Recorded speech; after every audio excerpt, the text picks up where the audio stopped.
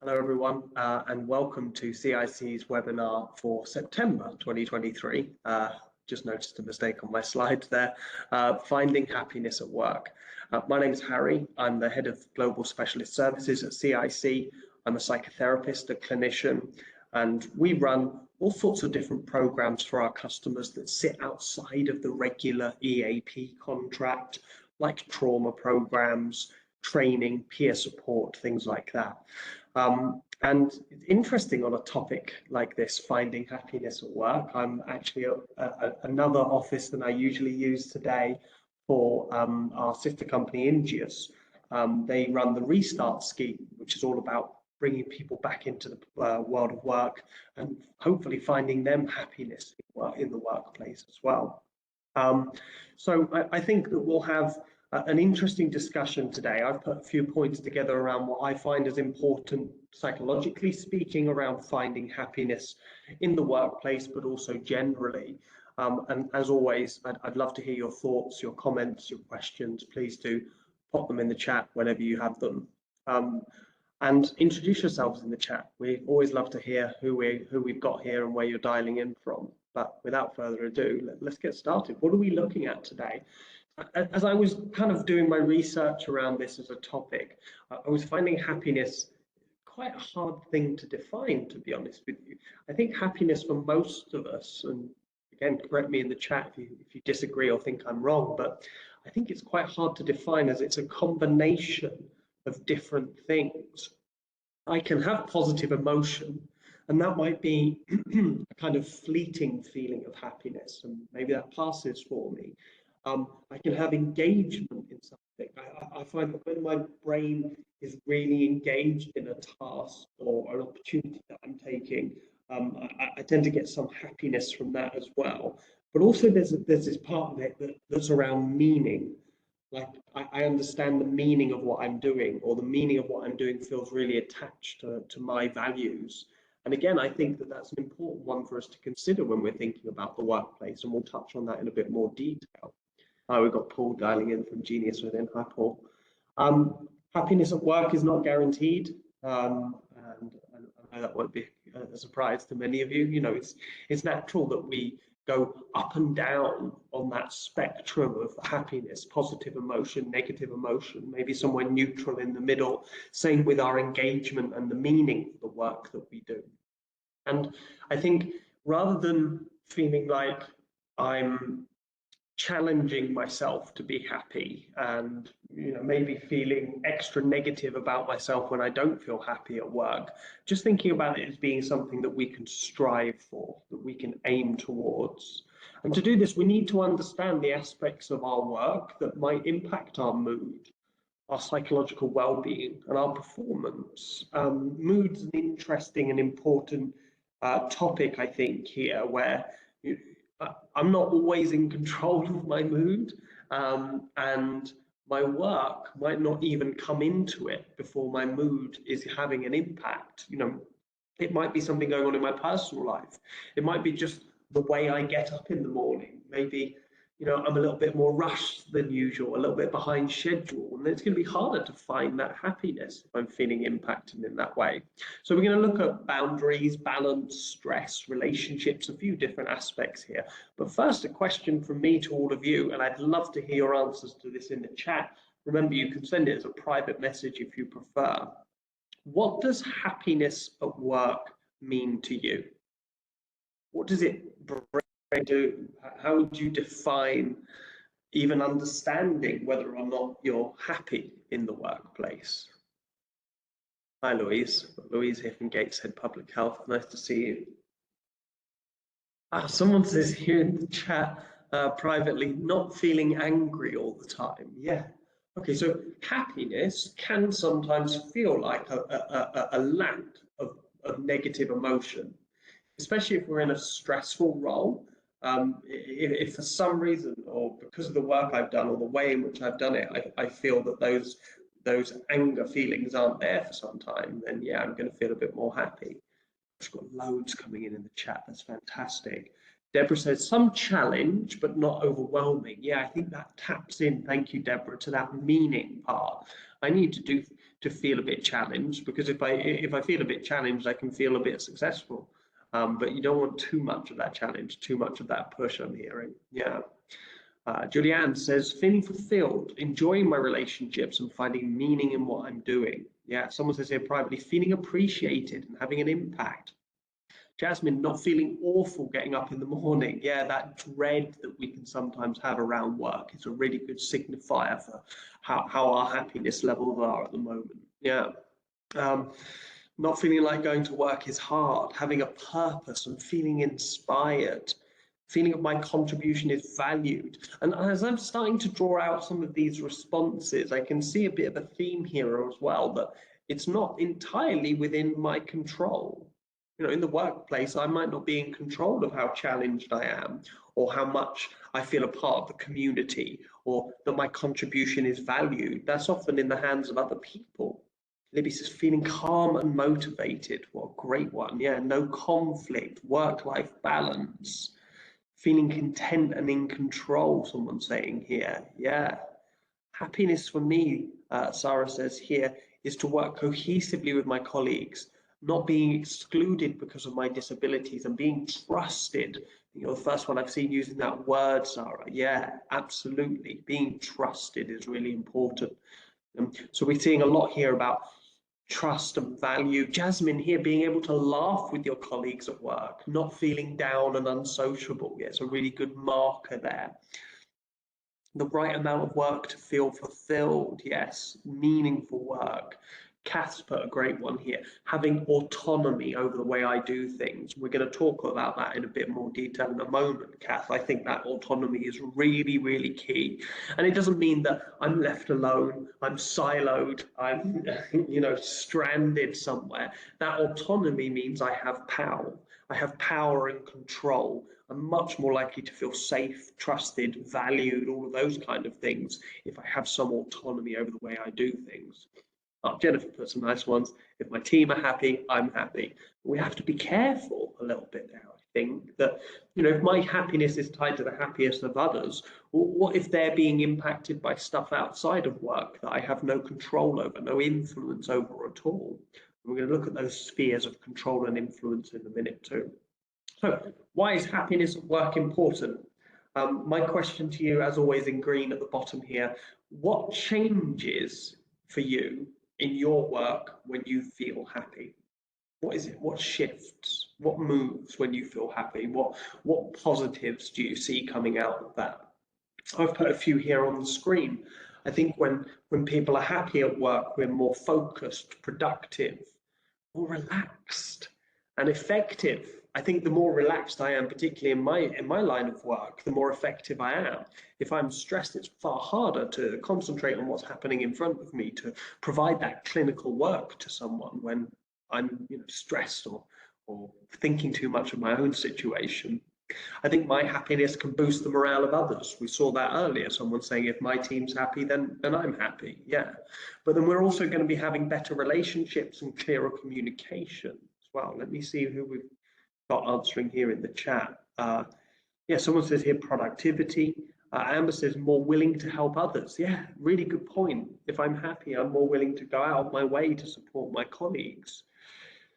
Wow, Amber, what a great one here. People are more likely to be open about the mistakes that have happened at work. Yeah, happiness is really important for that humanity, I think, that we need to have in the workplace. Mistakes are human, mistakes are natural. But if we're feeling stressed and unhappy and under pressure, I'm less likely to share those mistakes with my colleagues. Yeah, less learning happens, I guess, then.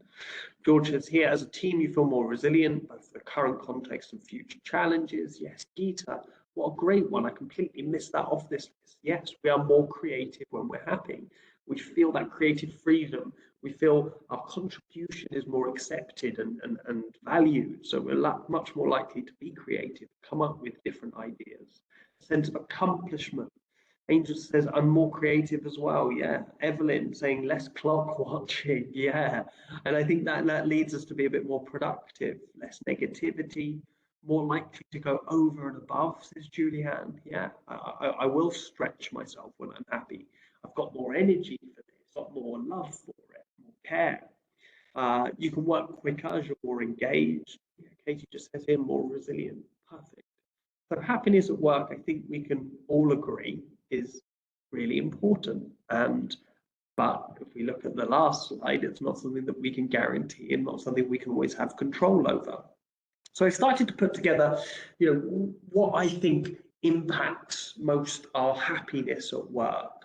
And again, the question to you all here is, as we're going through this, which of these do you feel you lack currently? Which ones are you struggling with more? Or are there any to add to this list? Are there any things that you think really impact your happiness at work that we're missing off this list here? So I'll go through my five that I put down here. Progress.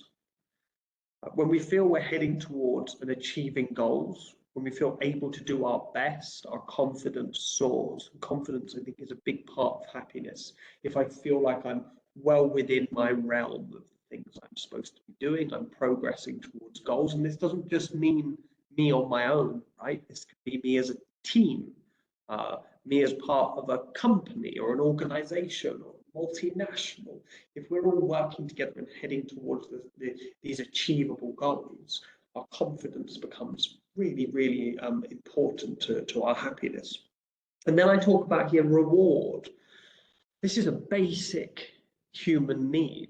For those of you that have been to some of our other sessions, in some of the ones around safety and psychological safety in the workplace, we've talked about Maslow's hierarchy of needs, this pyramid you've probably come across a million times before if you've ever dipped into any form of psychology.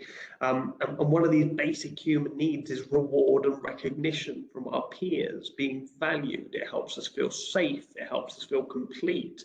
And look, if we're recognized for the effort we put in at work, not always for the achievements, remember here, just the effort, these rewards motivate us and bring satisfaction. Now, for some of us, this reward might be financial. It might be the salary that we get for the work that we do.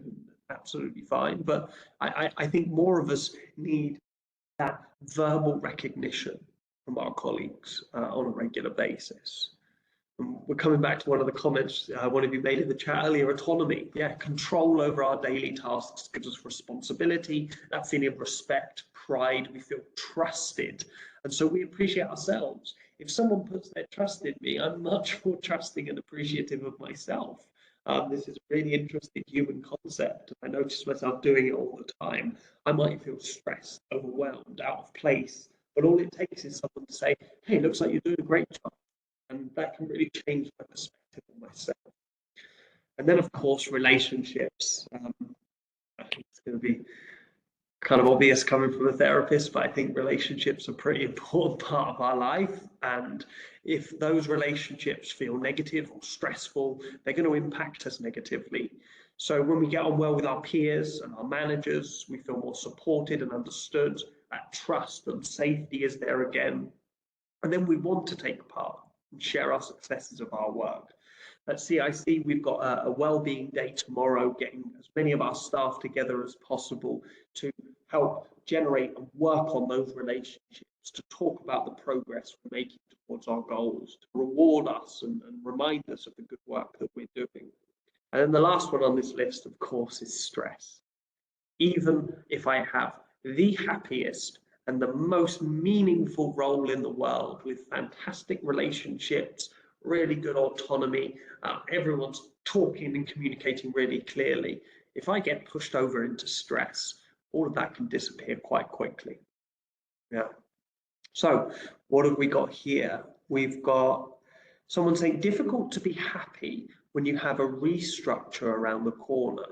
Really important one. I'm really pleased you shared that. Okay, so it's difficult to be happy. We have a restructure around the corner. My recommendation, you'll see me talk about this in a little bit, is to have as many conversations with your peers as possible, the people in this same context.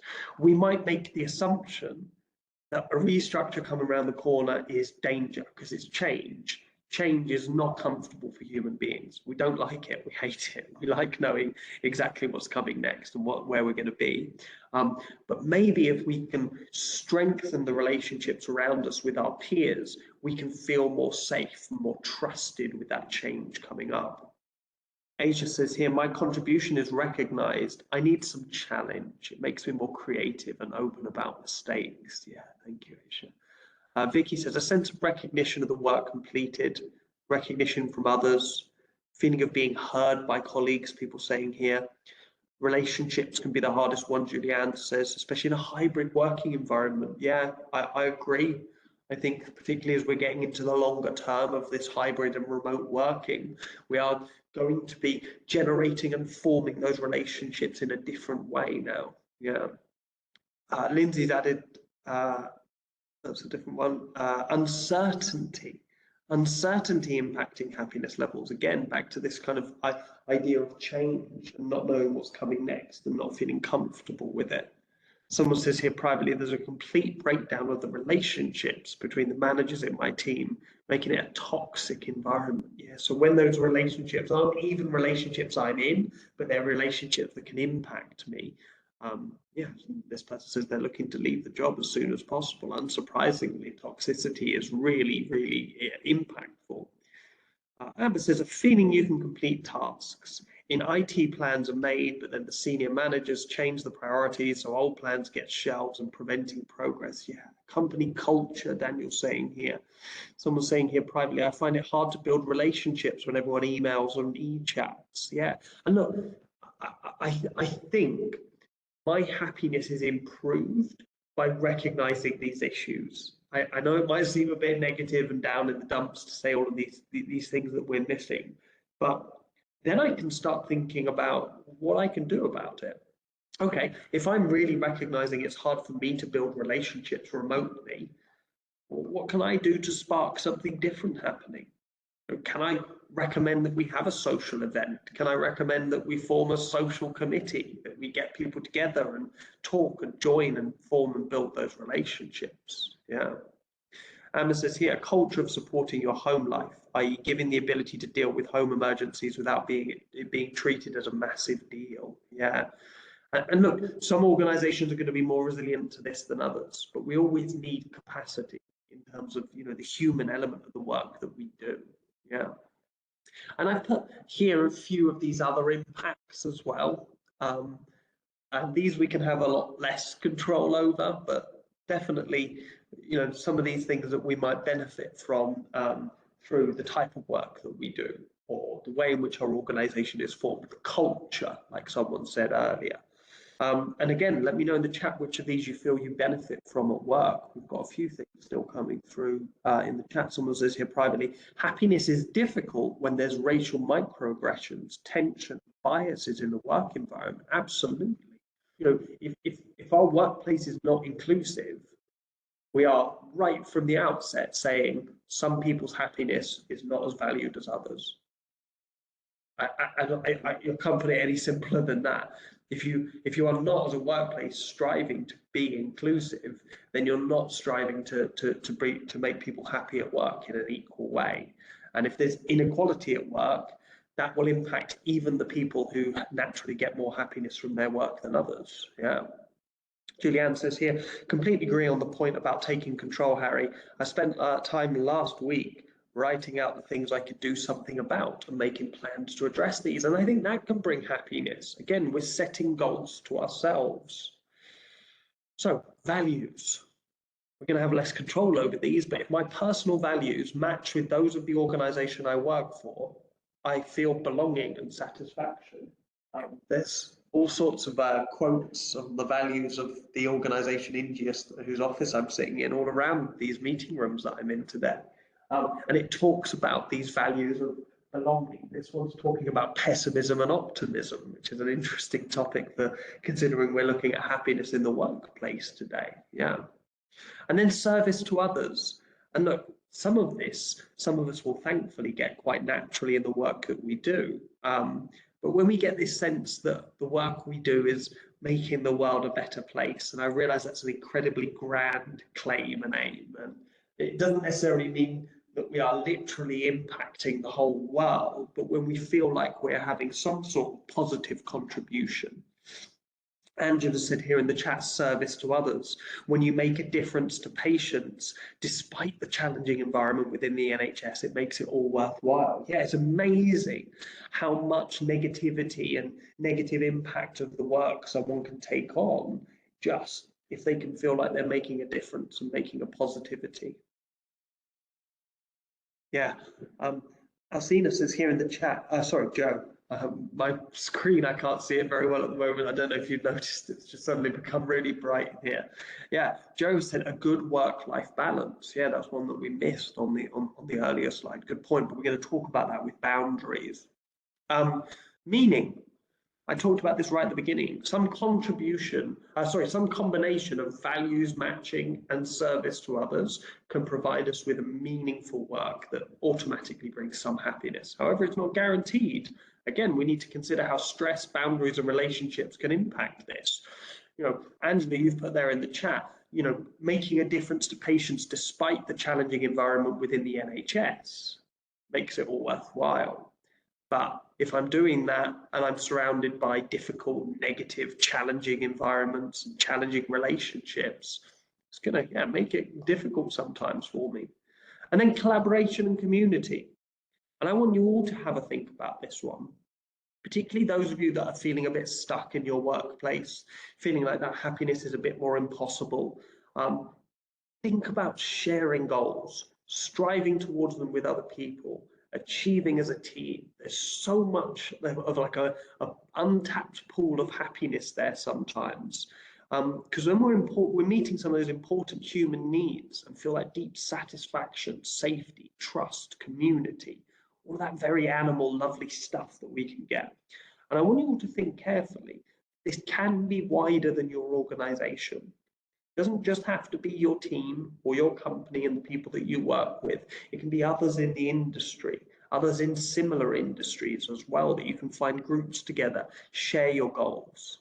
And I think that this is going to be one of the keys, particularly with remote working and things like that, where we might have to form that workplace social community a little wider than the people that we work with regularly. Sarah says, my values align with my workplace. Unfortunately, toxicity can breach this. Yeah, if colleagues are not aligning with the values, but you are, that can be really unequal. Yeah. Gwen says, my question is, how can we transfer some negativity into a positive controllable so that it helps me control my emotional feeling?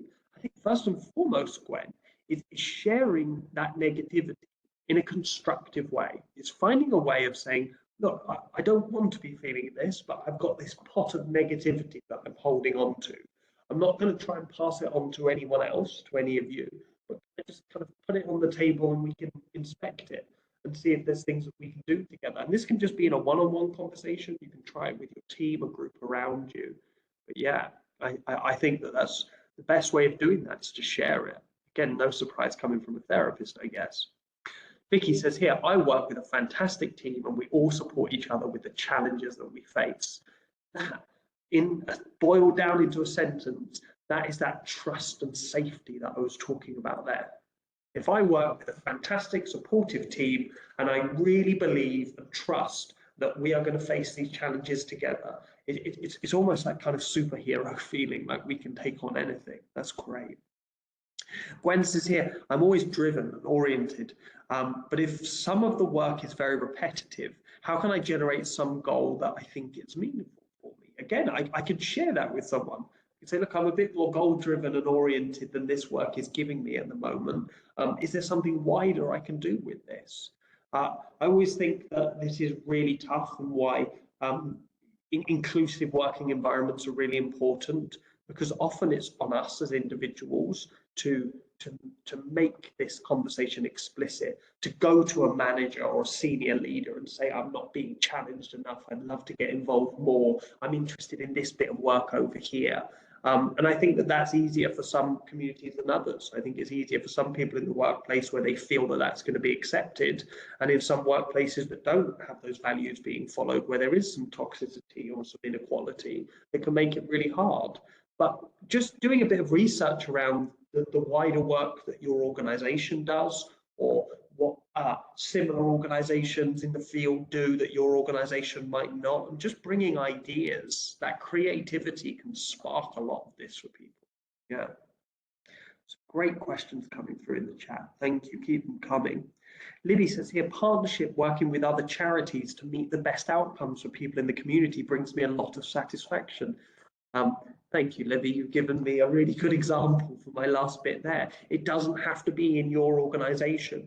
Link up with others, create wider goals for yourself as a community, and that can really bring that satisfaction, as Libby's just put there. Jayshree says here, hi, as a new starter, how would you make an impact and build relationships to meet objectives? Thanks. This is a really interesting one. I was talking about this to a colleague of mine last week. It's a thought that's been rattling around in my brain for a while, is we put so much still in the world of work and business. We put so much importance on this idea of making a good first impression. Yet we talk about being inclusive. We talk about working and living these modern lives where we can change and do anything that we need and adapt and be flexible. And yet we still hold with really high regard this very animal, very ancient thing of making a good first impression. So yeah, I think in answer to your question, Jayshree, as a new starter, be yourself, bring yourself into conversations. If you're not feeling welcomed, if you're not feeling accepted and allowed in those conversations, that's not on you, it's on the other people. And you should be challenging them in this a little bit. And I think also just sharing, certainly as a new starter with your line manager, you know what, I'm really keen on building relationships and meeting these objectives. Any advice you could give me, I'd really appreciate. I think as a newbie, finding someone to kind of mentor me and, you know, be on my shoulder a little bit and give me some guidance at the beginning can be really, really valuable. And you will always end up paying that back. Katie said, how do you recommend letting go of unhelpful emotions like anger, other people's emotions, and negativity to move on?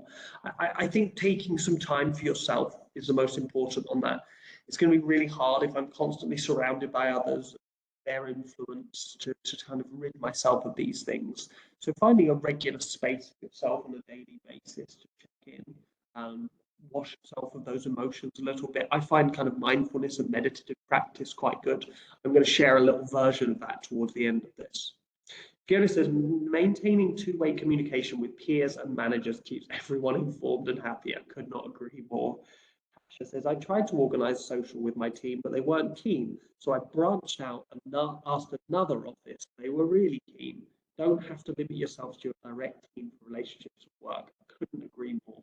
We talk about being really connected by the technology that we have, by the world that we live in now. Let's make benefit from that. Yeah.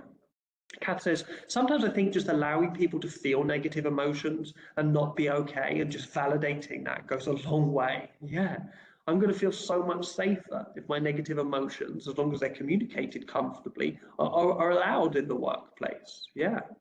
I agree with Kath, says Vicky. We are all allowed to have a bad day or week because we need that sometimes. Yeah, we are on this roller coaster and we're not always in control of whether we're on the way up or on the way down or somewhere in the middle. Julianne, even further, I agree, Vicky and Kath, and feeling it's safe to say today isn't good for me. Yeah, let people sit with it. Brilliant. I'm so pleased we're having this conversation. Thank you all. Again, I'm coming back to one of my favorite terms and my favorite topics, boundaries. No matter how fulfilled or happy we are at work, a lack of boundaries is sure to make that more temporary. If I've got the most meaningful, the happiest job in the world, sometimes I do feel that about the work that I do, thankfully. But if I've got bad boundaries, I'm pushing my own limits just practically as a human being. We all have limits to how much we can give, and there's a danger when we offer or give too much of ourselves that we're going to become burnt out, we're going to become impacted, and then all of the positivity about the work falls away pretty quickly, because when I'm stressed, when I'm heading towards burnout, I'm getting angry, I'm getting frustrated with other people, with my computer, with the sun being too bright for the presentation, with myself, I lose self-esteem, all of those kind of things, and so my happiness becomes right down in the dumps. Yeah. So just generally thinking about boundaries here and which ones we can consider. Time. When are we on? CiC, particularly in the specialist services department, we work a lot with journalists and people in the media. And there's an expectation for many journalists out there that they will be on 24 hours a day. They don't have a shift. The world is their shift, really. If something big happens, they have to be ready to respond to it at the drop of a hat. So, we have to think really carefully in some roles where there are lacks of boundaries. In some places, we have to go even harder and stronger on the others. So, if you can reach me 24 hours for any emergency or any breaking story or whatever it might be, how are you going to do that? How are you going to get in touch with me? Have we made a communication plan to make that more comfortable? Because if I can be contactable out of hours on Teams, WhatsApp, I don't know, Signal, Telegram, email, text, all of these different formats, then I'm checking, 2 phones and loads of different communication formats. However, if I've had a really clear conversation with my team to say, if there's an emergency, call me. That lets me put my phones onto do not disturb, completely silent mode except for phone calls. I can then use technology to my advantage because I've got a clear communication plan with my team, with my department, with my manager, whatever. And then I don't have to be checking emails out of hours because I know someone else will bring the emergency to me. It can be really helpful. Then also communication style. One of my boundaries is to try and support people to slow down a little bit. If there's a crisis, if there's an emergency, great, we need to respond quickly, but we don't need to be panicking, stressed and angry, forceful about these things. We can bring the tone down. We can talk about, unfortunately, some of the most destructive events in this world. This past week has seen floods, earthquakes, lots of stuff where CiC have been called to support colleagues all across the globe. And there is no sense in doing that in a rush. There's no sense in doing that with a panic. So if we can just change our communication style and slow things down a little bit, we're likely to get a much better outcome from the work we do. And then finally, a boundary around workload and tasks. We talked about autonomy earlier. Maybe I can encourage my manager to think and consider the workload that I'm experiencing, the tasks that I'm asking to do. And of course, my question to you all here in green, what boundaries do you need to set or reset? Yeah. Someone says here privately, it's good to set boundaries and to leave work at the end of the day because it can sometimes follow you home. Yeah, I agree wholeheartedly. And again, it's not an unexpected thing. There's probably defined working hours in your contract. There are rules and regulations that support this. What's difficult is having the conversations around it sometimes. Someone says here privately, I've recently returned to work following a period of emotional burnout and have put boundaries in place that I only work from the office and leave the building for my lunch break. Physical boundaries. Such a good way, thank you for sharing that, of again feeling that power, control, safety in the work that I'm doing. Yeah. Katie says here, when I set teams to busy, I have a list of people whose calls can still come through, like my manager. Brilliant. I call this kind of finessing technology, right? There are so many different options out there with the technology that we have for setting boundaries around communication time, communication methods. And if I can become an expert in those, I can really dial things into, a very specific communication platform that suits me, just like Katie's done there with Teams. That's fantastic. Sarah says here, in my organization, everything is an emergency. I just had to leave this meeting because despite my status saying in a meeting, colleagues still ring. That's an important one to bring up, because we work with a lot of emergency services and a lot of first responders and crisis teams. And a big part of the training that's really focused on in those roles is dealing with an emergency, dealing with a crisis in a way that doesn't create more crises, that doesn't feel like a crisis to everyone. So I'd be really interested, in your position, Sarah, to look at similar organizations and how they handle things, and why is everything an emergency? It might be a literal emergency. It can for many of you. Look how many people we had dialing in from different NHS trusts. It can be a life or death situation, but it doesn't mean that I need to rush. It doesn't mean that I need to do things clumsily or in a panic or with anger and negative emotion. Thank you for sharing that one. Daniel says, boundaries are important. My team are set up so I will only be contacted out of hours as a last resort, and they know which communication methods to contact me. Brilliant.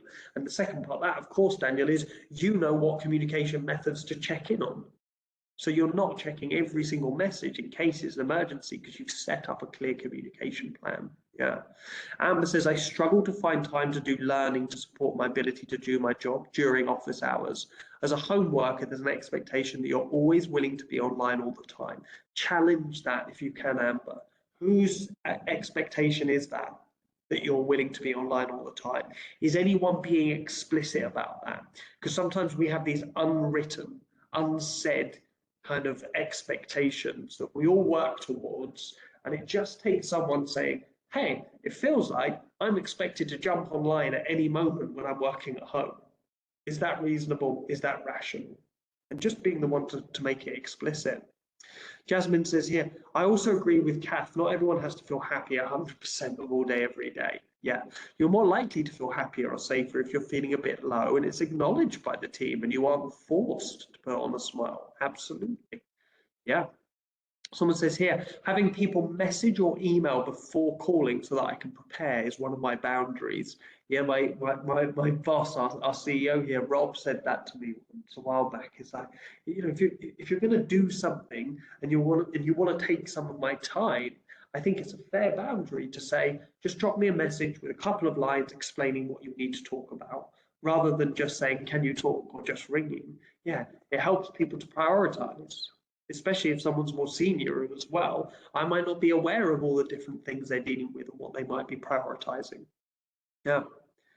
Sarah says here, there's that saying, isn't there? Your lack of planning does not constitute my emergency. I haven't heard that one, but I like it. Thank you, Sarah. Julianne says, not going to a meeting unless there's a clear agenda in advance is one of mine. That's a really good one. Brilliant. I'm so glad of you to share these all with each other and keep them coming. So I just wanted to talk briefly about this locus of control. We've talked about this in a couple of other sessions if you've been to them before. But this refers to the degree with which we feel a sense of agency in regard to our lives. Agency and control, as we've talked about already today, are really key aspects of feeling safe and therefore happy at work. When we consider our relationship with our work, career or industry, we can easily kind of overwhelmed, especially if we're thinking about trying to find happiness in a job. We can think, gosh, oh, there's my boss's boss, there's this work we're doing, this project we're starting. It can become quite overwhelming. So if you're setting goals, and we've talked about a few of these from your comments today, for change in your role or your workplace, try and focus your energy as much as possible on aspects where you do have control or influence.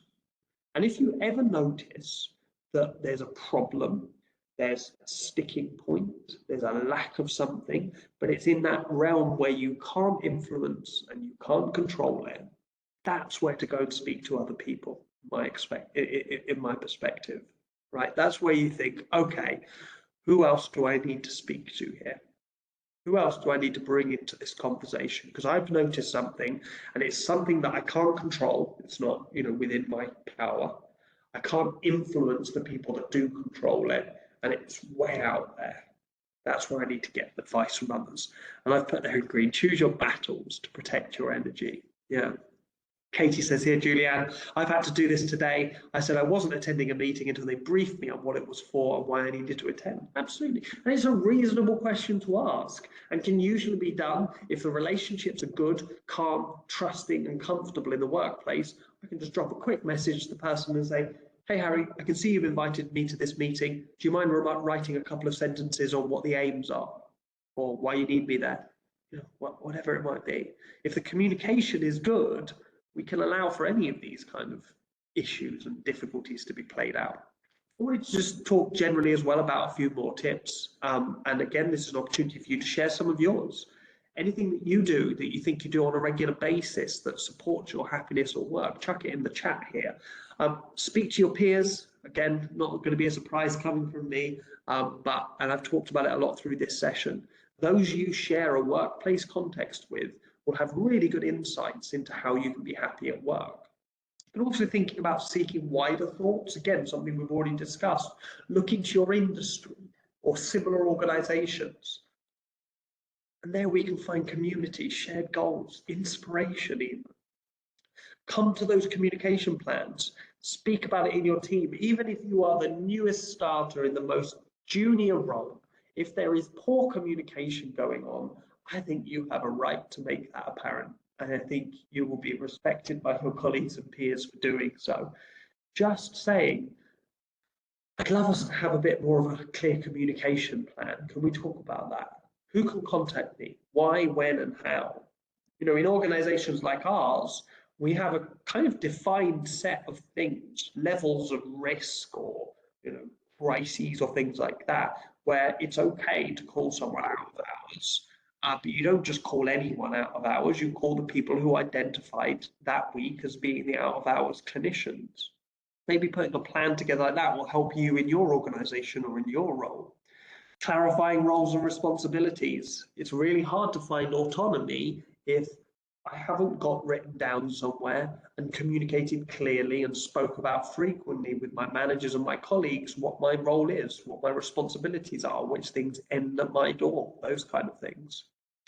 I also think we should support and recognize good boundaries. We've had a few examples in the chat here of people that have set recently really good boundaries in their work. Colleagues, if you see someone doing this, celebrate it. Say, oh, you know what, I'm really pleased you asked me about an agenda for that meeting because I'd like the same when I'm invited to meetings too. When you get those requests that might seem a little testy at first, a little bit challenging, but maybe it's not you that's actually being challenged, it's the work that you do or the way in which you're working. And I think that's the kind of thing that should be open to be challenged by anyone at any time. Model best practice, particularly managers. Managers, if you are working at all hours, that's where that unwritten rule, that unsaid expectation comes from. If my team can see and hear me working at all hours, they're going to feel like they're expected to do the same. I know you might not mean it, you might not explicitly put that expectation on them, but you can see where it comes from. So if we model and celebrate best practice, we're much more likely to do it. So just think, over the rest of this week, if you see someone setting a really good boundary, if you see someone leaving the office, you know, kind of just on the dot of when their time is finished, just say, oh, I'm really pleased to see you leaving on time. Have a lovely evening. Have a lovely rest of your day, whatever it is. Just celebrating those good boundaries allows more of us to set it. The more of us that set them, the better it is. And then supplement with out-of-work activities. If some of your needs are not being met through work, if you're not finding that meaning, that positivity, that happiness, how can I find that elsewhere? We've got loads of really good stuff coming through in the chat today. So let's have a look. Amber is sharing here an extension to the clarifying of roles and responsibilities is you can create a RACI matrix that helps to establish what level of responsibility each role has for specific tasks. I did a draft one for an external support company who was working with them. It was a problem as it was confusing to understand who was responsible for what. Yeah, just get it out in the open. RACI matrices, whatever you want to use. There's loads of tools out there for just saying, hey, something's confusing. We need to write it down so that everyone's on the same page, quite literally. Yeah, thanks for sharing that. Deborah, fantastic presentation information. Thank you. I'll catch the rest of the recording. No boundaries, off to another meeting. Yeah, okay, lovely. Thank you, Deborah. And look, this is going to be the same for some of us on most days. It's just allowing ourselves to challenge that from time to time. Someone says here privately, I feel happy when I have clear goals and boundaries. Communication is good for managers and I feel supported by my colleagues and team. A colleague reminded me not to check my work emails when I'm off sick, which is a good reminder. Look at that beautiful communication. How nice of it is that colleague? If you get a chance to thank them again for it, I'm sure you thanked them already. Just say, do you know what? When I was off sick, you reminded me not to check my work emails. I really needed that. That really supported me. And if you ever need the same kind of reminder, come and ask me, and I'll be happy to give it. Yeah. Says, if you don't have a set one-to-one meeting with your line manager, ask for one. It gives you an opportunity to air any problems before they build into a real issue. Could not agree more. Sarah says, is it possible to get these slides emailed over to create a mood board in order to model these behaviors? Yeah, they'll all be available on the YouTube channel, on the recording. Just go and have a look there if you like. I'll put the link in the chat again. I should have it still there. There we go. Julianne says, finding and keeping happiness at work. I think we have to take control ourselves and recognize that happiness does not come when we reach some end destination. It's a series of moments day by day, and often the culmination of lots of little positive things. We've got to cultivate it. Our happiness is not someone else's responsibility, it's ours. Yeah, I love that. Kay says, if I'm having a not so great day, I still look for something I'm grateful for, something positive that's happened, no matter how small, or I create it for later? Yeah. Someone says here privately, from 4,000 Weeks by Oliver Buckerman, acquire a reputation for doing your work at amazing speed and you'll be given more of it. Yeah, I've seen that happen live. Thank you. Someone says here privately, we have flexible working and seeing managers have a note of it on their email that if they're working late, this is them at their best and is not expected that they have a response. Very good boundary setting. Yeah, we be explicit about it. Vicky says, I've started carrying a notebook around with me and use it to express my frustrations and concerns so that I'm able to leave them behind me. That's brilliant. Thank you all for sharing those with each other and keep that going. Some of you might form a community outside of the workplace with other people. It sounds like there's lots of opportunities to do that. Some of you don't even share much in common in terms of how you work, but look at the conversations you're able to have here today. I've been adapting this kind of mindfulness practice to be relevant, hopefully relevant, to each of the different topics we're looking at today. It's a really simple exercise that I try and do on a daily basis. I do it based around kind of stress and panic because sometimes that's how my day starts, unfortunately, and I want to try and rid it of that, and it's working really well. But looking at an overall concept such as happiness at work can be daunting and hard to focus on.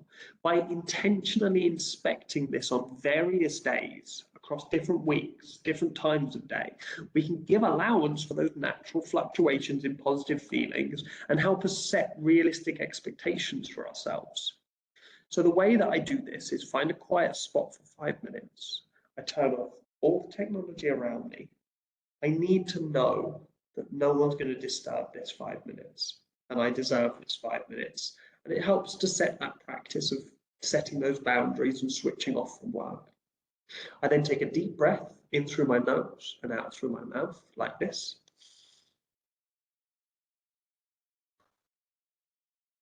And then I just ask, what is impacting my happiness today? See if you can do this along with me. Take a deep breath in through your nose. Out through your mouth. And just ask that question. What is impacting my happiness today?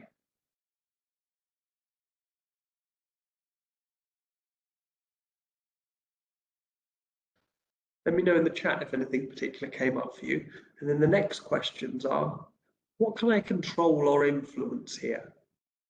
Or, if it feels uncontrollable and uninfluenceable, that is a word, who else can I speak to about this?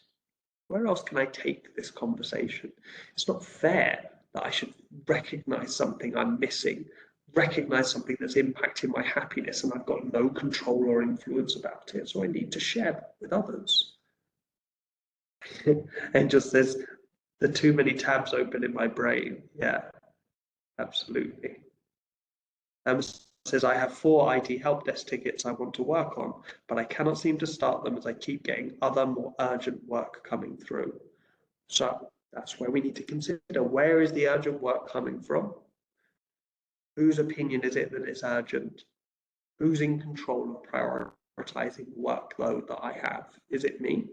Then I get to choose. If it's not me, then I need that to be clearer from the people who are giving it to me. Yeah. Julianne says the urgent or important test is a good one. Yeah. Just have a few chats with my friends. I feel happiness. Great. Look, hopefully that's a useful little technique. I find it really useful on a daily basis. So just want to remind you all of the support available to you from CiC as always. Please come and find us on wellonline.co.uk. That's the portal where you'll find all of our help sheets, information about counselling, legal guidance, financial advice that's available to you. All of our services are there. And if you're new to us, come and sign up for the newsletter. If you go to our corporate site, cicwellbeing.com, right down at the bottom, you can sign up for the newsletter and you'll get reminders once a month with our new help sheet, new information about wellbeing topics, and the link and reminder for the next one of these webinars. You can sign up to our YouTube channel. And for CiC customers, if you want to hear more, if you'd like to put some of these training sessions together or group sessions for your team, just get in touch with your account manager. We'd be happy to help. And if you've never heard of us before and you somehow ended up here, hello and welcome. Check out our website, cicwellbeing.com, for more information. For those of you who have been watching on the recording on YouTube, thank you very much. I'm going to turn the recording off now and hopefully see you next time. Bye-bye.